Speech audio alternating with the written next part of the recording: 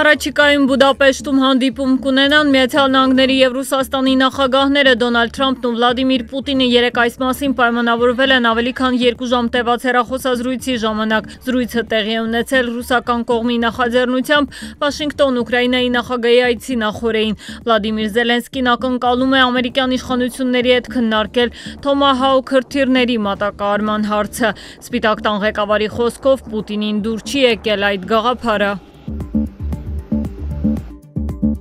Ռուսաստանի պաշտպանության նախարարությունը պնդում է, որ իր զորքերը Ուկրաինայի Դնեպրոպետրովսկի և Խարկովի մարզերում 3 գյուղ են գրավել, այդ թվում այն տարածքները, որոնք Կիևը ազատագրել էր 3 տարի առաջ անակնկալ հակահարձակման ժամանակ։ Կիևն առայժմ չի մեկնաբանել այս պնդումները, անկախ աղբյուրները դեռևս չեն հաստատել Մոսկվայի հայտարարությունը։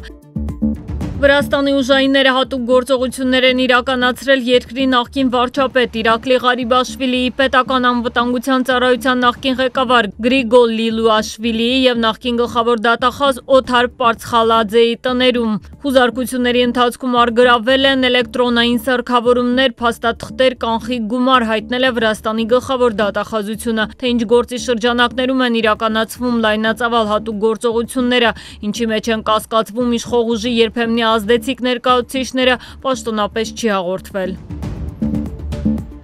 Միացյալ Նահանգների նախագահ Դոնալդ Թրամփի ազգային անվտանգության հարցերով նախկին խորհրդական Ջոն Բոլթոնը դատարանի առաջ է կանգնել գաղտնի տեղեկատվության հետ անփույթ վարվելու մեղադրանքով։ Ըստ մեղադրական եզրակացության Բոլթոնը գաղտնի տեղեկատվություն, այդ թվում օտարերկրյա առաջնորդների հանդիպումների վերաբերյալ նշումներ է փոխանցել մերձավորներին իր հեղինակած գրքում օգտագործելու նպատակով։ Սպիտակ տան նախկին բարձրաստիճան պաշտոնյան, որ պաշտոնանկությունից հետո դարձել է Միացյալ Նահանգների գործող նախագահի կոշտ ընդդիմախոս,